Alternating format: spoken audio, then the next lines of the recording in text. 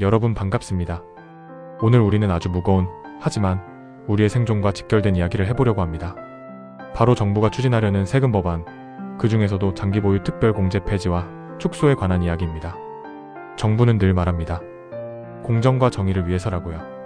하지만 그들이 말하는 공정의 잣대가 왜 유독 평생 집 한 채 지키며 살아온 서민과 중산층의 목을 죄는 칼날이 되어 돌아오는지 오늘 그 가혹한 진실을 낱낱이 파헤쳐 보겠습니다. 구천자라는 긴 호흡 동안 제가 드리는 이 논리들을 끝까지 들어보시면 지금 우리 머리 위로 떨어지려는 세금 폭탄이 얼마나 부당한지 확실히 깨닫게 되실 겁니다. 우선 우리가 가장 먼저 짚고 넘어가야 할 근본적인 개념이 있습니다. 바로 돈의 가치, 즉 화폐 가치입니다. 여러분, 지금 주머니에 있는 10,000원이 20년 뒤에도 10,000원의 가치를 할까요? 절대 그렇지 않습니다. 우리가 어릴 적 짜장면 한 그릇에 500원 하던 시절이 있었습니다. 지금은 어떻습니까? 보통 7,000원에서 8,000원 합니다. 15배가 넘게 올랐습니다. 자, 여기서 질문을 드립니다. 짜장면 값이 15배 오른 것입니까? 아니면 우리가 가진 돈의 가치가 15분의 1로 토막난 것입니까? 정답은 후자입니다. 이것이 자본주의의 기본 속성인 인플레이션입니다. 장기 보유 특별 공제라는 제도는 바로 이 자본주의의 대원칙을 국가가 인정해주던 최소한의 양심이었습니다. 내가 20년 전 3억 원을 주고 산 아파트가 오늘날 12억 원이 되었다고 가정해봅시다. 숫자상으로는 9억 원을 벌었으니 떼돈을 번 것처럼 보입니다. 정부는 바로 이 9억 원이라는 숫자에만 주목합니다. 너 9억 벌었으니까 세금 왕창 내 라고 소리칩니다. 하지만 실상을 들여다보면 다릅니다.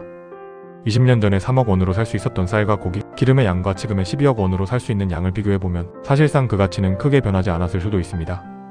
즉, 집값이 오른 게 아니라 내 돈의 가치가 쓰레기가 된 것을 집이라는 실물, 차산이 겨우 방어해준 것에 불과합니다. 그런데 정부는 이 방어 행위 자체를 불온하게 봅니다. 장기 보유 특별 공제를 폐지하겠다는 것은 국가가 물가를 관리하지 못해 화폐 가치를 떨어뜨려 놓고는 그 가치 하락을 온몸으로 견디며 집을 지켜온 국민에게 너 왜 가치가 보존됐어? 그 보존된 만큼 나한테 세금으로 내놔라고 협박하는 것과 같습니다. 이것은 이중 약탈입니다. 물가 상승으로 국민의 구매력을 한번 뺐고 그 물가 상승을 방어한 자산에 세금을 매겨 또 한번 뺏는 것입니다. 구체적으로 법안의 내용을 들여다봅시다. 현재 우리나라는 1주택자가 한 집에서 오래 살면 거주기간과 보유기간에 따라 각각 40%씩 최대 80%를 양도 차익에서 빼줍니다. 10억 남았어도 2억 남은 걸로 쳐서 세금을 계산해준다는 뜻입니다.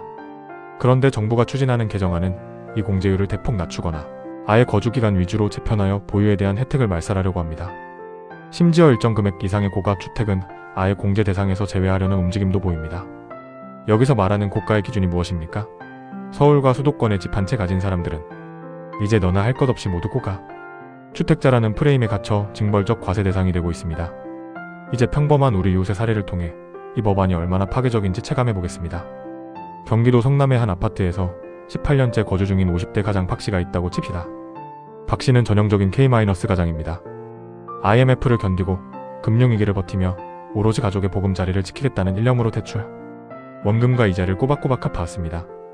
이제 아이들은 대학에 갔고 박씨는 퇴직을 앞두고 있습니다.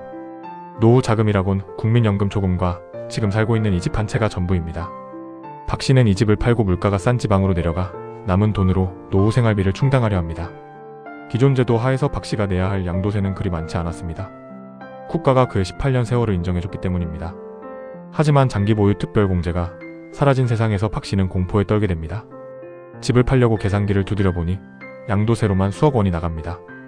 20년 가까이 피땀 흘려 지켜온 집값 상승분의 상당수가 세금으로 증발합니다. 박씨는 지방으로 내려가도 남는 돈이 없어 노후가 막막해집니다. 결국 박씨는 집을 팔지 못합니다. 이사를 포기합니다. 이것이 바로 정부가 그토록 강조하던 주거 안정입니까? 아니면 주거 구속입니까? 더욱 기막힌 점은 정부의 이중잣대입니다. 기업이 공장을 세우고 기계를 사면 감가상각이라고 해서 세금을 깎아줍니다. 시간이 흐르며 가치가 떨어지는 것을 비용으로 인정해주는 것이죠. 그런데 왜 국민의 집은 감가상각은커녕 세월의 흐름 속에 누적된 물가? 상승분조차 인정하지 않으려 합니까? 건물의 노후와 유지보수 비용, 그리고 무엇보다 그 집을 유지하기 위해 포기해야 했던 수많은 기회비용은 왜 계산기에 넣어주지 않는 것입니까? 이 법안은 시장의 생태계도 완전히 파괴할 것입니다. 부동산 시장이 정상적으로 돌아가려면 순환이 일어나야 합니다. 젊은 사람들은 작은 집에서 시작해 큰 집으로 옮겨가고 은퇴한 분들은 큰 집을 내놓고 작은 집으로 옮겨가야 합니다. 그래야 매물이 나오고 가격이 안정됩니다. 그런데 장기 보유 특별 공제를 없애면 누가 집을 팔겠습니까? 팔면 세금으로 다 뜯기는데 죽을 때까지 버티자는 심리가 팽배해집니다. 시장의 매물은 씨가 마르고 공급이 줄어드니 집값은 다시 폭등합니다. 결국 그 피해는 집을 사야 하는 청년 세대와 무주택자들에게 고스란히 전가됩니다. 정부는 투기를 찾겠다고 칼을 휘두르지만 정작 피를 흘리는 것은 평범한 서민들입니다. 외국의 사례와 비교해볼까요? 미국이나 유럽의 선진국들은 1주택 실거주자에 대해 굉장히 관대한 세제를 운영합니다. 일정 금액 이하의 양도 차익은 아예 과세하지 않거나 보유기간에 따라 파격적인 혜택을 줍니다. 왜일까요? 주거는 인간의 기본권이기 때문입니다. 국가가 국민의 주거지를 빼앗는 수단으로 세금을 사용해서는 안 된다는 철학이 깔려 있는 것입니다. 하지만 우리나라는 어떻습니까? 부동산을 오로지 세수 확보의 수단으로만 보고 있습니다. 1주택자를 보호하겠다는 말은 선거 때나 나오는 구호일 뿐 실제 법안은 1주택자의 주머니를 어떻게 하면 더 합법적으로 털 수 있을까 고민하는 것처럼 보입니다. 정부는 말합니다. 보유세는 높이고 양도세는 낮춰서 거래를 활성화하겠다. 하지만 현실은 어떻습니까? 보유세, 재산세, 종부세도 올리고 양도세의 핵심 혜택인 장기보유 특별공제까지 건드리고 있습니다. 이건 그냥 가진 죄, 파는 죄 모두를 묻겠다는 조세폭거입니다. 국민을 잠재적 범죄자 혹은 걸어다니는 세금 주머니로 보지 않고서는 나올 수 없는 발상입니다. 특히 제가 강조하고 싶은 것은 역진성의 문제입니다. 진짜 부자들은 세무대리인을 고용해 교묘하게 법망을 피합니다. 법인으로 돌리거나 증여를 통해 세금을 아낍니다. 하지만 법을 믿고 성실하게 한 집에서만 살아온 직장인, 은퇴자들은 피할 방법이 없습니다. 국가의 법안이 성실한 사람을 가장 먼저 때리는 구조, 이것이 과연 여러분이 원하는 정의로운 대한민국입니까? 이제 결론을 향해 가겠습니다. 장기보유 특별공제 폐지는 단순히 부동산 기술적인 문제가 아닙니다. 이것은 국가가 개인의 사유재산을 어디까지 침해할 수 있는가에 대한 심각한 도전입니다. 우리가 오늘 이 목소리를 내지 않는다면 내일은 또 다른 이름의 세금이 우리의 삶을 갉아먹을 것입니다. 20년 동안 비바람을 막아준 내 집이 국가의 잘못된 정책 때문에 내 노후의 걸림돌이 되어서는 안 됩니다. 우리는 요구해야 합니다. 첫째, 1주택 실거주자에 대한 장기보유 특별공제는 현행대로 유지되거나 오히려 더 강화되어야 합니다. 세월의 가치를 인정해 주십시오. 둘째, 징벌적 과세체계를 즉각 멈추고 물가 상승률을 반영한 실질소득 과세체계를 도입하십시오.